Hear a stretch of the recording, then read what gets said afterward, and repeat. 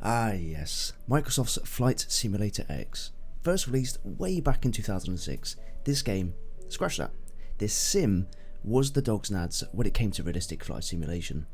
In fact, YouTube is filled with professional pilots playing this sim in their own spare time, either just for fun or reviewing it based on their real life, personal experiences, with most I believe claiming it to be pretty damn realistic. The one that's always let it down was the graphics and details. This is unsurprising considering this is a 14-year-old game with such system requirements such as these.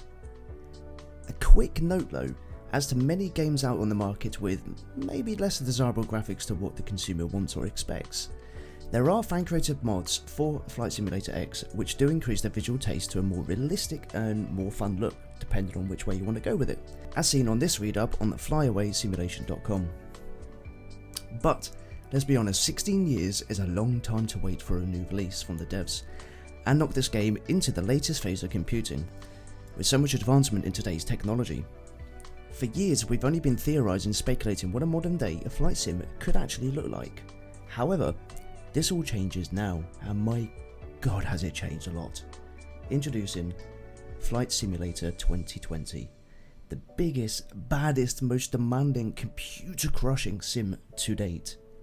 Demanding system requirements at a recommended level of, and this is according to their publishing on Steam, of an Intel i5-8400 or AMD Ryzen 1500X, 16GB of what we could only assume is DDR4 RAM these days, an NVIDIA GTX 970 or AMD Radeon RX 590, DX11 as standard, and a minimum of 150GB of free space. That's a minimum. That's just your minimum system requirements. That's not including such add-ons and DLCs that we may see further down the line. Now, according to the devs, that's the recommended but the ideal settings in order to really enjoy the game for what it can give you with its realistic map data. To give it the best kind of look you can get, you are looking at an Intel i7 9800X or a Ryzen 7 2700X. So you were looking top tier now. We're looking at an NVIDIA RTX 2080 or Radeon 7 series and 32GB of RAM. That's the ideal settings. That is enthusiast level computer hardware. With those kind of figures, you can expect to see a lot of people panicking and rushing to upgrade their computers to be able to even run these. And I don't blame them. I can imagine people having to search their hard drive for space. But again, this is a minimum requirement. This could equate to more with add-ons, DLCs and maps considered. Talking of the map, this is partly Flight Simulator 2020's party piece, but for some, maybe it's downfall too. The sim is a 1-to-1 scale of the entire world using photorealistic detail from Bing Maps. Now let's take it for a moment, that's a 1-to-1 scale of the globe that is photorealistic. The catch here though is that in order to experience this photorealistic 1-to-1 live scale of the world is, well, you need good internet connection. We're talking at least 20 megabits download speed according to the devs. That's kind of your requirement again, that's your minimum requirement. Most are really going to want a little bit more than that. Without playing the game yet, I can only assume that this is required in order for the game engine to be able to actively live stream the map data into your game as you play. Because there is no way you could store that size map data in detail on your own system. I did hear the amount of data collected was in the petabytes range. That's just to collect all the map data. Another addition to the internet speed requirements comes once again to an amazing groundbreaking feature of real live effects such as weather and actual real world planes in the air in the sim as they're outside your window right now. So if there was a flight from London Heathrow to Miami right now, give or take a few minutes of delay as you can imagine in the real-time information, you could actually see the plane taking its course to Miami in-game. Just to add, these can be turned off for a more offline, less internet hungry experience, so these are not a requirement of what you need, more of a choice. But what a choice that is. Just imagine you are flying around in the most realistic simulator created today that you can play. You don't have to go to an expo, to a special place to actually experience this. You can experience this in your own home. And with the live weather data I'm referring to, if there is a storm where you are, say where you're living right now, there is a storm and you are in game hovering over your house, you are experiencing that same storm. Now, I don't know what will happen when it comes to big world events such as hurricanes or tsunamis. I'm not too sure what the devs will do with that bit, but it could be interesting.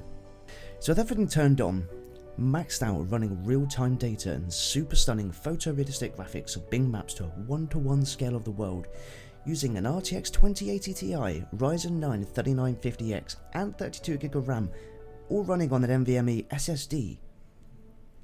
What would it look like? Well, courtesy of Jay's 2 cents, I hope you don't mind me using a bit of your footage here. Go check his channel out in the description below. You can see you are even using these monstrous pieces of hardware. You'll be lucky to see 60 FPS. That's right, folks, less than 60 FPS on the top tier of gaming hardware to date. Not to say this game's unplayable, however. As Jay mentions in his review of this game on the Origin PC that he did a review on, even at a range of 30 to 50 FPS, up in the air cruising in, let's say, a 787 Dreamliner, you're going to really not suffer on performance. Not at all, in fact, because this isn't COD or CSGO or any specific competitive kind of battle game where you need quick movements, quick reactions, and quick frame rates and refresh rates in order to have the upper hand on your opponent. It's a simulator, and this is a simulator where the visuals are more important than the frame rates. Unless you're getting less than 30 FPS. If you're getting that, then you may not enjoy it as much. Another thing to note, this game, which is now available on Steam at a base price of around £60, I assume it's probably around the same US dollars, with upgrade options available for the enthusiasts. As always, there are bundle packs, where you tend to get more planes and different kind of features and skins and so forth. We are still yet to get the release of the new RTX 3000 series, which rumours show could be shipped out of up to 24GB of VRAM under the new PG132-10 board they are apparently using for their new range. This means that we will absolutely see improvements to this game's running capability with the upcoming next-gen graphics cards, not ignoring AMD's upcoming Big Navi range too. So one can only assume Flight Sim 2020 is merely just a benchmark for up-and-coming computer parts manufacturers to aim for when it comes to releasing new hardware. In conclusion, I think this game looks absolutely stunning with a 1-to-1 photorealistic real-world map with the added data stream for real-world weather and AI, and I will at some point have to get hold of this game and give it a try for myself. I'm an avid player of Flight Simulator X, I've put many hours into that, so I'll be very intrigued to see what this one can offer as well. When that time comes, you can be sure to see some footage of me trying to run it on my computer and reviewing it based on that. I'm JDM, and I hope you enjoyed this episode of Tech Talk. Be sure to like and subscribe for more, drop a link in the comments, let me know what you think to this game, and if you're picking it up, and I'll see you on the next one. Thanks.